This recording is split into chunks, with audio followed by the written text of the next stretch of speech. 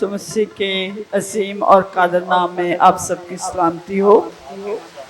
खुदावंद आपको बरकत दे, खुदावंद की शुक्रगुजारी हो जो हमें जमा होने से बाज नहीं रहने देता, अपनी हुजूरी में आने देता है। अपनी शुक्रगुजारी के लिए सबसे बढ़कर दाऊद कहता है कि हम शुक्रगुजारी करते हुए उसके फाटकों में हाजिर रहें और जान रखें कि वही खुदावंद है, उसी ने हमको बनाया है, हम उसके लोग और उसकी चरागाह की भेड़ें हैं। तो भेड़ें अपनी चरागाह में आ गई हैं, आ रही हैं। उनका मालिक, उनका अच्छा चरवाहा उनके आने से पहले यहाँ पर मौजूद है। हम खुदावंद की शुक्रगुजारी करेंगे। खुदावंद जिंदा जलाली आसमानी बाप, हम तेरे यीशु नाम के वसीला से तेरी हुजूरी में आए, तेरी हमद और तेरी सताइश करते हैं, जानते हुए कि तू हमारा खालिक है, हमारा मालिक है, हमारा बाप है, हमारा उस्ताद है, हमारा भाई है, हमारा दोस्त है। खुदावंद इतने रिश्ते, जिस रिश्ते से हम तुझे खुदावंद मिलना चाहें, पुकारना चाहें, तो हमारे साथ मौजूद होता है और उसी रिश्ते में खुदावंद तो हमारे साथ बात करता है। हम तेरा शुक्र करते हैं, तो हमारा तसल्ली का चश्मा है, तो हमारा इत्मीनान है, तो हमारी हमेशा की जिंदगी है। हम तेरी शुक्रगुजारी करते हैं। तू ज़बा किया हुआ बर्रा है, तूने मौत और कब्र पर फतह पाई है, तो आसमान में और ज़मीन के खुदावंद ऊपर इख्तियार रखता है। कुल जानदार तेरे हैं, हवा, चरिंदे, परिंदे, खुदावंद, सूरज, चांद, सितारे, कोई चीज़ ज़मीन पर, आसमान पर ऐसी नहीं है जिसको तूने खलक नहीं किया। और खुदावंद तूने बनी आदम को अपने लिए बनाया। हम तेरे हैं, हम तेरा शुक्र करते हैं। और आज के दिन के लिए ख़ास तौर पर खुदावंद हम तेरी शुक्रगुजारी करते हैं। दुनिया भर में खुदावंद आज तेरे लोग खुदावंद इस ईद को, बड़ी ईद को, जिसमें खुदावंद तूने अपने बेटे बेटियों को, अपने लोगों को खुदावंद वो कुव्वत का लिबास बख्शा, जिसके वसीले से वो खुदावंद तेरे काम को जोश के साथ, जोर के साथ, कुव्वत के साथ कर सके, दलेरी के साथ कर सके। खुदावंद हम तेरा शुक्र करते हैं। खुदावंद जहाँ जहाँ तेरे लोग जमा हो रहे हैं, खुदावंद जमा हो चुके हैं, होने वाले हैं, दुनिया भर में खुदावंद अपने लोगों को आज अपने रूह के मस्सा से भरना और खुदावंद बड़ी कुदरत के साथ इस्तेमाल करना। वो कुदरत जो अंजील की कुदरत है, जिससे खुदावंद हम कुव्वत और जोर पाते हैं, उस कुव्वत के साथ इस्तेमाल करना, ताकि खुदावंद आज बहुत से लोग खुदावंद जो रूहुल कुद्दस को जानते तो हैं लेकिन पहचानते नहीं, उसका साथ नहीं है। खुदावंद आज तेरी बड़ी कुदरत उन पर ज़ाहिर हो और हर एक खुदावंद तेरे रूह में निहाल हो। आज का प्रस्तुत करना, गीत गाना, हम करना, खुदावंद तेरे कलाम को सीखना, दुआएं उठाना, सब खुदावंद तेरे जलाल के लिए हो। इन फिजाओं को, इन हवाओं को खुदावंद हम तेरे कंट्रोल में कर देते हैं। खुदावंद शुक्रगुजारी करते हैं, तू ऐसा खुदावंद है जो हर चीज़ को तरतीब से लेके चलता है। हमें भी फजल बख्श दे कि जो तरतीब तेरी है खुदावंद, उसी के मुताबिक हम आज तेरे नाम को इज्जत और जलाल दे सकें। तेरे बेटे हमारे खुदावंद यीशु मसीह के वसीला से, आमीन। जहाँ भी मैं जाऊं गीत तेरे गाऊं, ऐसा यीशु कर दे मुझे, पाकुरु से भर दे मुझे, पाकुरु से भर दे मुझे,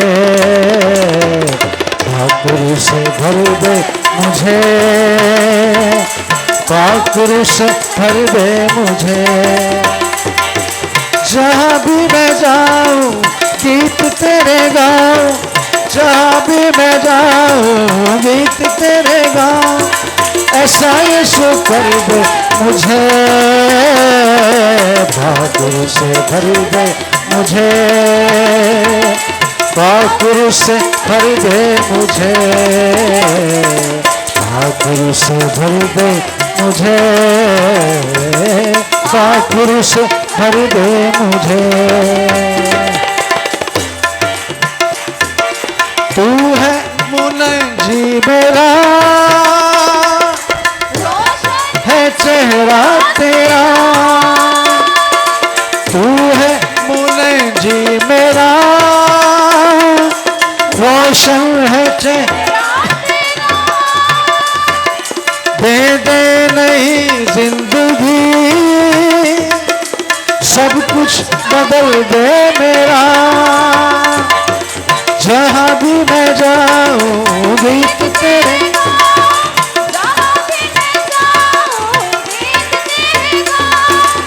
ऐसा यीशु कर दे मुझे, भाकुर से भर दे मुझे, भाकुर से भर दे मुझे, भाकुर से भर दे मुझे,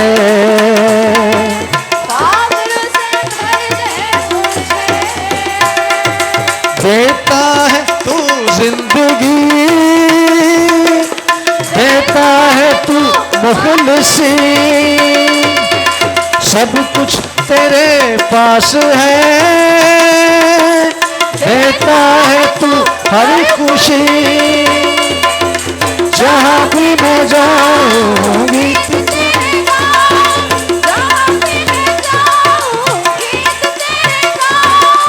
ऐसा यीशु कर दे मुझे, भाकुर से भर दे मुझे, भाकुर से भर दे मुझे, भाकुर से भर दे मुझे,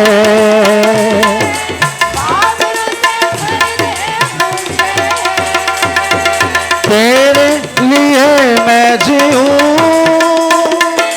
तेरे लिए ही मरूं, तू ही मेरे साथ हो, मैं जिस राह पर चलूं, जहाँ भी मैं जाऊंगी तेरे गाँव, जहाँ भी मैं जाऊंगी तेरे गाँव, ऐसा यीशु कर दे मुझे, भाकुर से भर दे मुझे,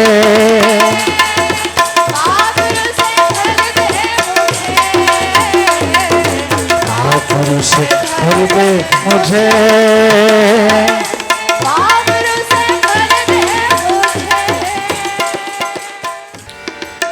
भेज खुदावन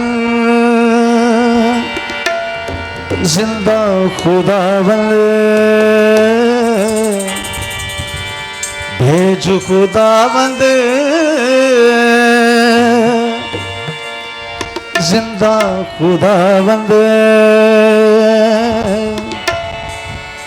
रूह की आग के शोले, रूह की आग के शोले, शोले शोले शोले, रूह की आग के शोले, शोले शोले शोले,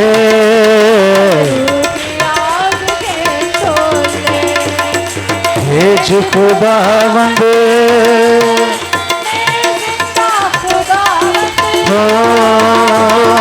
भेज खुदावंद,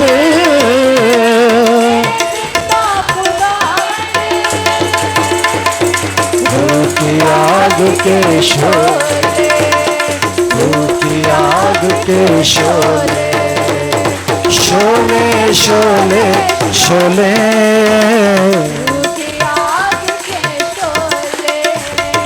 शोले शोले शोले, कर भस्म तो गोसा और बदे बदकारी और कैकशी, कर भस्म तो गोसा और बदी सब बदकारी और मैं कशी बर अपनी उल्फत हमें नजर आ।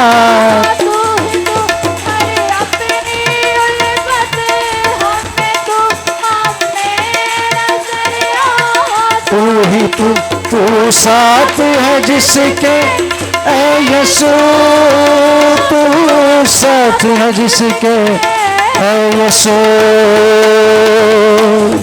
बोले बोले बोले कभी ना फिर वो बोले, बोले बोले बोले।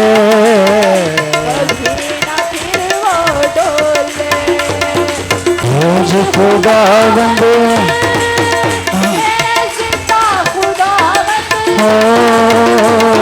भेज खुदावंद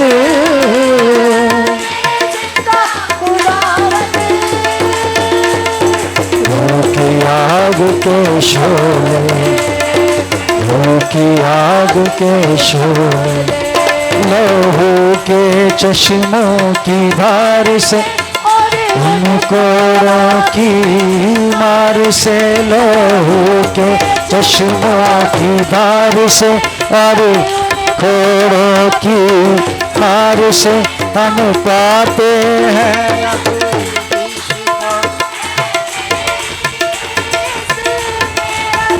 हम पाते हैं अब भी शिफा तेरी भी से में रजा। तू बख्शे उसी को जिंदगी, तू बख्शे उसी को जिंदगी। बोले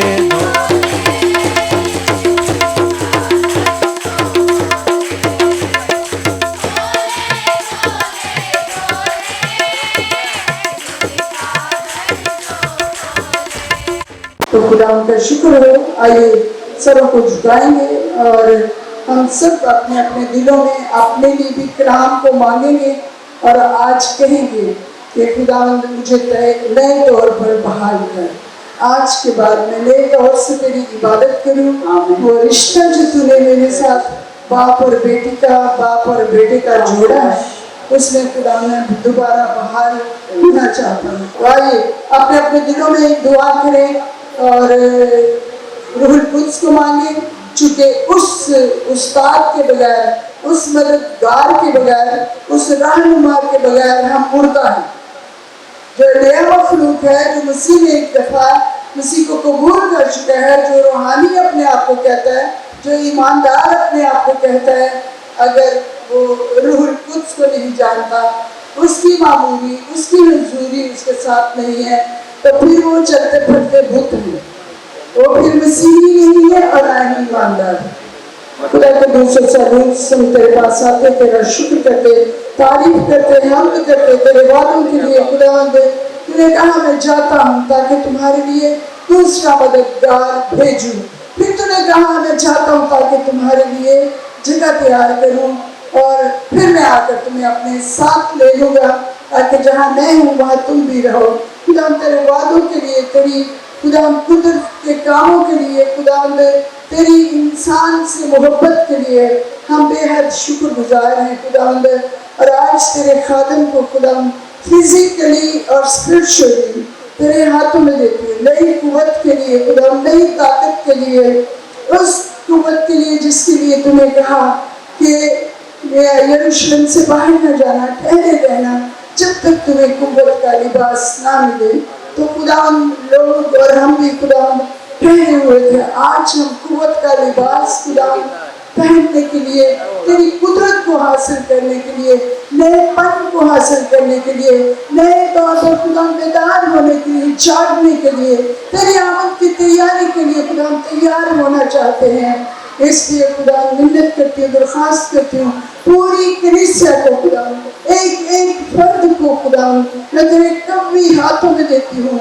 हाँ खुदा, जिस जिनसे खुदा मेरे लिए, तेरे लोगों के लिए, तेरी दुल्हन के लिए, खुदा सिंगार के लिए, उसे आरास्ता करने के लिए खुदावंद, वो जो खून में लथपथ थी तूने उसे उठाया और फिर खुदावंद अपने खून से उसे धोया और नया किया खुदावंद। इसलिए खुदावन तू हमें आरास्ता करता कि खुदावन तेरी आमद के लिए हम तैयार हो सके। इस वक्त तेरे खादम को, तेरे सूरमा को, पास्टर सैम को खुदावन तेरे पूरे जोर में खुदावन तेरे हाथों में देती हूँ। खुदावन तू अपने बंदा को खुदावन खूबसूरती के साथ अपनी मर्जी के मुताबिक खुदावन तेरे इल्फान से तेरी कुदरत खुदावन और तेरी मामूली और हुजूरी उसको छाए रहे, और जब तक वो बोलते रहे खुदावंद यीशु नाम को और खुदा कदूस को मिले, यीशु के नाम में आमीन। तो इससे पहले कि मैं पास्टर साहब को बुलाऊं, हम कलाम पाक की तिलावत करेंगे और मैं बहन शुमाइला को बुलाऊंगी कि वो आएँ और खुदावंद के कलाम में से आज का हवाला तिलावत करेंगे अमाल की किताब में से। बहन शुमाइला। और उनसे मिलकर उनको हुक्म दिया कि यरूशलेम से बाहर ना जाओ, बल्कि बाप के उस वादे के पूरा होने के मुंतज़िर रहो जिसका जिक्र तुम मुझसे सुन चुके हो, क्योंकि यूहन्ना ने तो पानी से बपतिस्मा दिया, मगर तुम थोड़े दिनों के बाद रूह कुदस से बपतिस्मा पाओगे। आज के कलाम के पढ़े और सुने जाने पर उसी खुदाम के बबरकत जलाली खूबसूरत और फतेहमंद नाम में आप सबको सलाम। और साथ ही साथ आपको खुदावंद की खास ईद यानी ईद पेंतिकोस्त मुबारक हो। आइए कलाम अक़दस में से आज हम पावर ऑफ द गॉस्पेल में खास नुक्ता जो इंजील की कुदरत को और ज़्यादा खोल कर बयान करता है, यानी इंजील का पैगाम या उसको कबूल करने वाला रूहुल कुद्स जो है वो मुफ्त में खुदा से इनाम में हासिल करता है। आमीन। लेकिन अक्सर औक़ात ऐसा होता है कि जब इस तरह के हालात हों तो वो लोग यीशु के शागिर्दों की तरह छोड़कर भाग जाते हैं यानी जब उनका टाइम होता है, उनकी ज़रूरत होती है तो वो गायब होते हैं। और लोगों के नज़दीक सिर्फ क्रिसमस और ईस्टर ही ईद है, वो शायद इस त्यौहार को, इवेंट को, बिब्लिकल इवेंट को ईद ही नहीं समझते। मैं समझता हूँ कि क्रिसमस क्रिश्चियनिटी के लिए अहम इवेंट है और ईस्टर उससे भी बढ़कर, लेकिन सिर्फ ईस्टर और क्रिसमस ईमानदार के ईमान की तकमील नहीं है। उसकी तकमील ये है कि वो यीशु को कबूल भी करे, यानी वो पैदा हुआ, और ये भी कबूल करे कि वो मुर्दों में से जी उठा, यानी रेजरेक्शन दे, और उसके बाद वो खुदा के उस वादा में शामिल हो जाए, यानी जो खुदा ने कहा था कि तुम रूहुल कुद्स जो है वो इनाम में पाओगे। तो फिजिकली फिर ऐसा होता है कि लोग क्रिसमस पे भी शामिल होते हैं, ईद होती है और ईस्टर पर भी, लेकिन जब रूहुल कुद्स मिलने का दिन आता है तो वो गायब हो जाते हैं। तो याद रखिएगा, रूहुल कुद्स उन्हीं लोगों पर नाजिल हुआ था जो जमा हुए थे। ओके, रूहुल कुद्स उन लोगों पर नाजिल हुआ था जो इकट्ठे बैठकर दुआ कर रहे थे। मेरे अलावा एक और बहन भी मैंने देखा, वो टांग से शायद वो डिस्टर्ब है, उसको प्रॉब्लम है, और मैं देख रहा था कि वो चल कर आई। ऐसे लोग भी हैं जो फिजिकली तकलीफ में भी रेंग कर, चल कर, किसी वो सहारे से वो चर्च तक आते हैं। लेकिन ऐसे लोग भी हैं जो तंदुरुस्त हैं और वो खुदावंद के घर में नहीं आते। आइए एक रूहानी बीमारी या जिस्मानी बीमारी का इलाज जो आज के इस पावर ऑफ द गॉस्पेल में खुदा ने ईमानदारों के लिए, मेरे और आपके लिए किया है, उसमें से पढ़ें। जैसा कि चंद एक वर्ष पढ़ी गई हैं, उनको भी हम देखेंगे। तो अभी तिलावत हमने यह की है और पढ़ा है, और उनसे मिलकर यीशु जब शागिर्दों से मिला, ये वाकया है जब यीशु मसीह आसमान पर उठाए गए हैं। उनसे मिलकर उनको हुक्म दिया कि यरूशलेम से बाहर ना जाओ, बल्कि बाप के उस वादा के, उस यहाँ पे ना साइलेंट है, यानी समझ नहीं आ रही कि कौन सा वादा, यानी योएल नबी की मार्फत खुदा का किया गया वो वादा, जब खुदावंद ने कहा था कि मैं रूहुल कुद्स अपने लोगों पर नासिल करूंगा और बेटे और बेटियां और जवान नबूवत करेंगे और बूढ़े जो हैं उम्र रसीदा जो हैं वो ख्वाब देखेंगे। खुदावंद उस वादा की बात कर रहे हैं कि यरूशलेम से बाहर ना जाओ, बल्कि बाप के उस वादा के पूरा होने के मुंतजिर रहो। वादा तो कर दिया गया था, नविश्ता बोल दिया गया था, लेकिन अभी वो वक्त आने को था जब ये वादा पूरा हो, जिसका जिक्र तुम मुझसे सुन चुके हो। यीशु ने कई बार शागिर्दों से कहा कि मैं बाप की तरफ जाता हूं और मैं तुम्हारे लिए मददगार भेजूंगा। वो दूसरा मददगार होगा, वो तुम्हारी मदद करेगा। उस रूह कुद्स के बारे में एक दफा फिर यीशु मसीह शागिर्दों को रिमाइंडर दे रहे हैं कि वेट करो, ठहरे रहो, और चंद दिनों के बाद तुम रूह कुद्स रिसीव करोगे। अगर आप 8वीं आयत पढ़ें तो वहां पर और ज्यादा क्लियर है। लेकिन जब रूह कुद्स तुम पर नासिल होगा, यानी वादा पूरा हो जाएगा, तो रूह कुद्स उतर आएगा, तो तुम कुव्वत पाओगे और यरूशलेम और तमाम यहूदियां और सामरिया, बल्कि जमीन की इंतहा तक मेरे गवाह ठहरोगे। 10 दिन बाद ये वाकया पेश आया। जब यीशु बात कर रहे हैं तो ये यीशु के जी उठने के बाद 40वां दिन है। 10 दिन तक उनको रोकने के लिए, दुआ करने के लिए कहा, और कहा कि इकट्ठे रहो और इंतजार करो। और ऐन 10 दिन बाद, यानी एक खास ईद, खास इवेंट जो ऑलरेडी यहूदियों का इवेंट्स था, खुदावंद ने हुक्म दिया था कि ईद फसा के बाद, यानी ईद फतीर के पहले दिन से लेकर तुम 7 हफ्ते गिन लेना, और 7 हफ्ते जब तुम गिनोगे तो ये 49 दिन बन जाएंगे, और जो 50वां दिन होगा उस दिन तुम मेरे लिए फसल काटने की ईद मनाना। तो सिचुएशन ये चल रही है, रवायात के मुताबिक और हुक्म के मुताबिक यहूदी यरूशलेम में इकट्ठे हैं और खुदावंद की ईद मना रहे हैं। इस ईद के फिजिकली 2-3 मीनिंग थे। एक मतलब था, जब वो मुल्क के मिस्र से निकले तो उनको 50 दिन हो चुके थे, तो 50वें दिन यानी तीसरा महीना ये बन जाता है, सिवान निकले महीना, ये जो हमारा जून या मई कई दफा बन जाता है। उसमें उसकी 6 तारीख को, यहूदियों के सिवान के महीने की 6 तारीख को, वो दिन जब 50 दिन पूरे हो जाएंगे तो खुदावंद की कौम अपनी अपनी फसल और फलों के जो है नजराने खुदावंद के हुजूर में लेकर आए। एग्जैक्टली अमाल की किताब दूसरे बाब में ये वाकया में क्लियरली नजर आता है।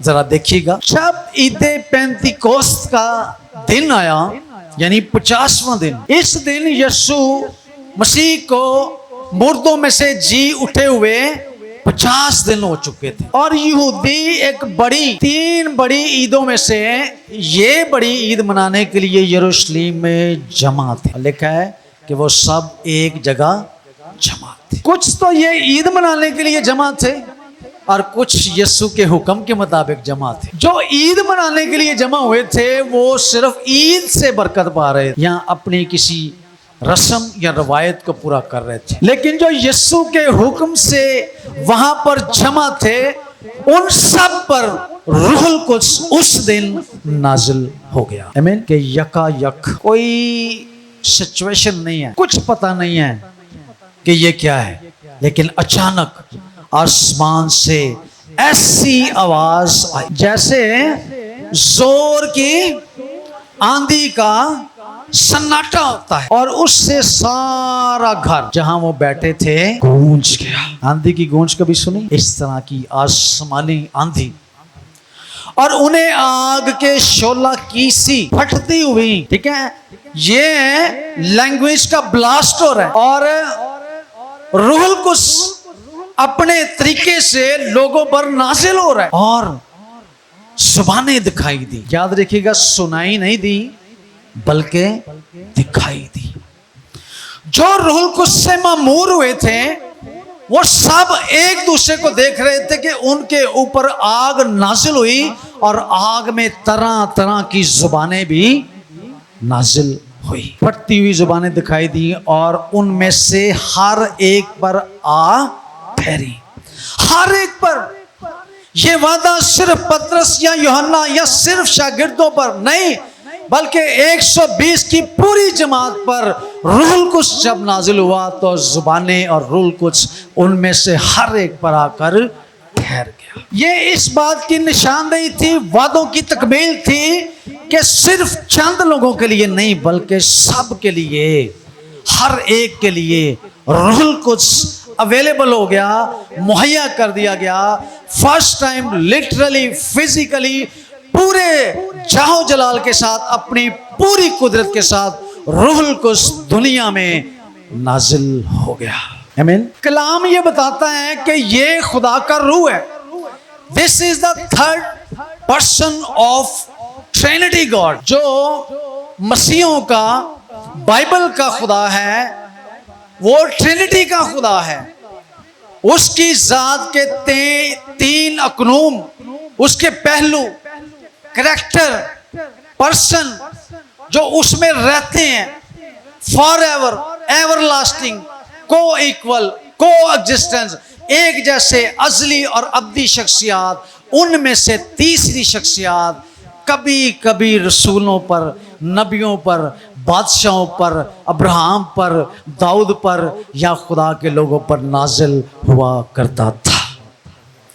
This is the first time कि किसी एक के लिए नहीं, किसी कौम, किसी कबीले, किसी बादशाह, किसी नबी के लिए नहीं, बल्कि पूरी उम्मत के लिए रूहुल कुद्स आसमानों से उतरा और उसने आकर जमीन पर जो है वो बसेरा किया। खुशी और शादमानी की बात यह है कि जिन्होंने कभी रूहुल कुद्स का तजर्बा नहीं किया था, जिन्होंने रूहुल कुद्स की अनॉइंटिंग को देखा नहीं था, फील नहीं किया था, उसमें मामूर नहीं हुए थे, इस खास दिन में हर एक लिखा है कि रूहुल कुद्स से भर गया। तो रूहुल कुद्स नाजिल हो गया और खुदा का तीसरा अकनूम अपनी जात को, अपने करैक्टर को लेके लोगों के दरमियान में आ गया और वो सब रूहुल कुद्स से भर गए। याद रखें, यीशु मसीह को जब हम कबूल करते हैं, यानी ईद फसा या ईस्टर को मनाते हैं, तो उस दिन हम पैदा होते हैं। लेकिन जिस दिन रूहुल कुद्स नाजिल होता है, उस दिन हम एक ऐसी रूहानी मैच्योरनेस या बलूगत में उतर आते हैं कि हम रूहुल कुद्स से भर जाते हैं। शागिर्द यीशु मसीह के पैरोकार हैं, उन्होंने यीशु को कबूल किया हुआ है, लेकिन आज उनके लिए भी ये पहला तजर्बा था जो इससे पहले कभी उन्होंने नहीं किया था। वो खुद हैरान हो गए। पतरस खुद अजीब सिचुएशन में खड़ा हो गया।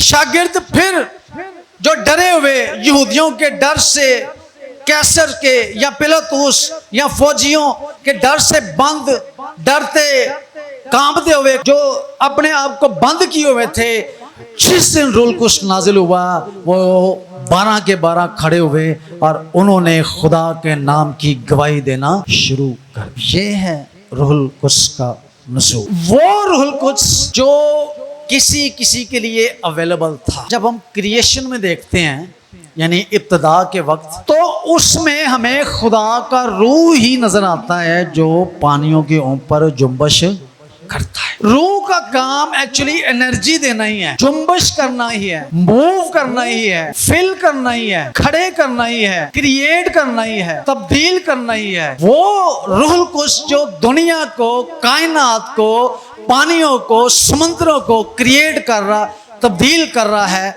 अपनी जुम्बश के वसीला से, आज वो इंसानों को भी तब्दील कर रहा है। जब रूहुल कुद्स पानियों पर जुम्बश करता है तो कायनात वजूद में आती है। जब वो इंसानों पर, रसूलों पर जुम्बश करता है तो एक ईमानदार नए सिरे से पैदा होता है और वो खुदा के रूह से भर जाता है। आमीन। The third person of God, ये ऐसी पर्सनैलिटी है जिसके बारे में कलाम ने पहले से भी बताया, लेकिन यीशु ने आकर क्लियर किया कि जब मैं जाता हूं तो बाप की तरफ से दूसरा मददगार। ओके, दुनिया में खुदा और इंसान के दरमियान में एक मददगार ऐसा आया जिसने दुनिया वालों की तरफ से, इंसानों की तरफ से, गुनाहगारों की तरफ से इंसान होते हुए इंसानों की नुमाइंदगी की। Son of man Jesus Christ. और आसमान वालों की तरफ से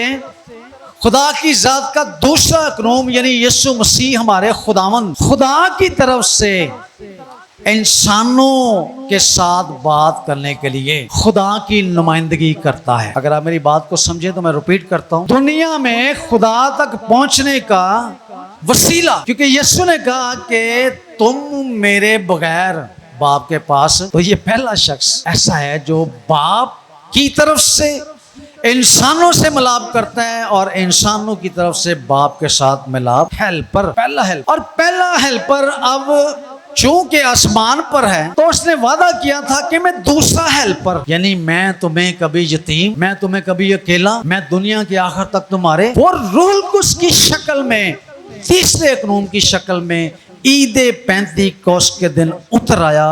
और वो हेल्पर रूह कुस इंसानों की वैसे ही मदद करना शुरू हो गया जैसे यीशु करता था। वहां पे लफ्जी मतलब है हू बहू मेरे जैसा। तो मैं बात कर रहा था कि ये खास ईद इवेंट यहूदियों के लिए मखसूस था। 50वां दिन आ गया और ये ईद फसा मनाकर फिर दोबारा यरूशलेम में दाखिल हो गए। यरूशलेम खचाखच भरा है लोगों से, ईद है, फकीही, फरीसी, यहूदी, तमाम इस्राएल वहां पे इकट्ठा है और वो अपने खुदावंद की ईद मना रहे हैं। पुराना कॉन्टेक्स्ट क्या है, पुराना ताल्लुक क्या है कि वो खुदावंद की उस ईद को मना रहे हैं जो खुदावंद ने मूसा को हुक्म दिया था। इस पुरानी ईद में जिसमें वो लोग ईद मना रहे थे, जब उस ईद मनाने वाले का नुज़ूल उस ईद में हो गया तो उन ईद मनाने वालों की एक ईद में एक और ईद हो, इसको कहेंगे दोहरी ईद या डबल ईद। ये जिस्मानी तौर पर तो, फिजिकली तौर पर तो जिस्मानी फल या फसल की कटाई की ईद थी, लेकिन रूहानी रूहुल कुस की कुदरत से रूहानी फसल की कटाई शुरू हो गई है। हालेलुया। क्योंकि उस दिन रूहुल कुस नाजिल हुआ और खुदा का पहला फल है, खुदा के पहले फल शागिर्द और रसूलों पर इस तरह नाजिल हुए कि वो फर्स्ट फ्रूट कहलाए, वो पहले लोग कहलाए जिन्होंने रूहुल कुद्स हासिल किया। पेंटेकोस्टे लफ्ज है, इसका लफ्जी मतलब है 50। जैसे मैंने कहा यीशु के जी उठने वाले दिन से लेकर कहा गया कि 7 सब्बत गिन लेना, यानी 7 दिन का एक सब्बत हुआ तो इसको 7 = 7 कितना हुआ, 49 दिन। 50वें दिन यहूदियों के लिए खास त्यौहार, खास दिन, लेकिन यीशु पर ईमान लाने वालों के लिए, यीशु पर ईमान लाने वालों के लिए उससे भी बड़ा खास दिन कि खुदा खुद जमीन पर उतर आता है। कि दूसरी ईद है जी बड़ी, जिसको वो यरूशलेम में मना रहे हैं। ईद पेंतीकोस्त ईमानदारों की ईद बन गई है, यीशु के फॉलोअर्स की ईद है, क्योंकि ये सिर्फ यहूदियत तक या शरीयत तक महदूद नहीं रही, बल्कि खुदा ने इसी में से अपने ऊपर ईमान लाने वालों को एक तोहफा इनाम रूहुल कुद्स दे दिया। इसलिए ये उससे भी बड़ी ईद हो गई है कि खुदावंद खुद वो जो उनको फसली या जिस्मानी फल देता था, अब रूहानी फल देने के लिए 50वें दिन उनके पास आ गया है। रूहुल कुद्स इसलिए दुनिया में आया कि वो लोगों की हेल्प करे, लोगों को मामूर करे, भरे। यीशु ने कहा वो तुम्हारे अंदर होगा, वो तुम्हारे साथ होगा, वो तुम्हारे ऊपर होगा। रूहुल कुद्स ईमानदार के अंदर रहता है। खुदा का रूह पहले इंसान के अंदर था, पूरे जाहो जलाल के साथ, पूरी पाकीज़गी के साथ, पूरी बरकत के साथ आदम के अंदर खुदा का रूह काम करता जब उसको पैदा किया गया। लेकिन जब वो गुनाह के बाइस रूहानी तौर पर मुर्दा हो गया तो आदम के अंदर से वो खुदा का रूह जाता रहा, उसकी हुजूरी जाता। आदम सिर्फ अदन से नहीं निकाला गया बल्कि वो खुदा की हुजूरी से भी निकाला। वो सिर्फ अदन से महरूम नहीं हुआ बल्कि खुदा से भी, खुदा के रूह से भी, उसके रूह की बरकत से भी महरूम हो गया। दिस टाइम ईद पेंतिकोस्त, खुदा का वो आदम जिसको उसने अपने दम से पैदा किया था, उस मुर्दा आदम के अंदर दोबारा से जान डालने के लिए रूहुल कुद्स ज़मीन पर ईद पेंतिकोस्त के दिन उतर आया। और ये सिर्फ दुनिया में उसी दिन लोगों पर नाजिल होने के लिए नहीं आया बल्कि उस वक्त से लेकर आज तक, बल्कि दुनिया के आखिर तक ईमानदारों के साथ रहेगा, कलीसिया के साथ रहेगा। बाइबल मुकद्दस में दो बड़ी जगहों पर जुबानें चेंज हुई हैं और मिली हैं। पहला वाकया बाइबल मुकद्दस में पैदाइश की किताब अगर आप मुताला करें तो इब्लीस के फर्जंदों ने या नाफरमानों ने अपनी मर्जी करते हुए अपने आप में ये ठान लिया कि वो खुदा तक रसाई हासिल करेंगे और सुनने वाला भी कहे आ, और जो प्यासा हो वो भी आए, और जो कोई चाहे आबे हयात मुफ्त में ले। रूहुल कुद्स का दरिया पेंतिकोस्त वाले दिन से बह रहा है, और ये ऐसा दरिया जो कभी सूखता नहीं है। इंडिया पानी बंद कर दे तो दरिया सूख जाता। ये ऐसा दरिया यानी बहाव वाला दरिया जो हमेशा बहता रहता है। आए और उसमें से पिए, मुफ्त पिए, जिंदगी हासिल करें, हमेशा की जिंदगी हासिल करें, रूहुल कुद्स हासिल करें, रूहुल कुद्स की नेमतें हासिल करें। खुदा आज के कलाम के वसीला से आपको बरकत दे। God bless you.